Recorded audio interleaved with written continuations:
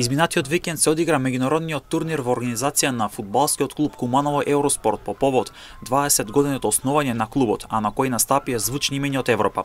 8 екипи поделени во две групи по 4 екипи преку групна фаза се бореа за првото место. Од 8 различни држави со навивачи и поддршка од родителите на теренот во Речица.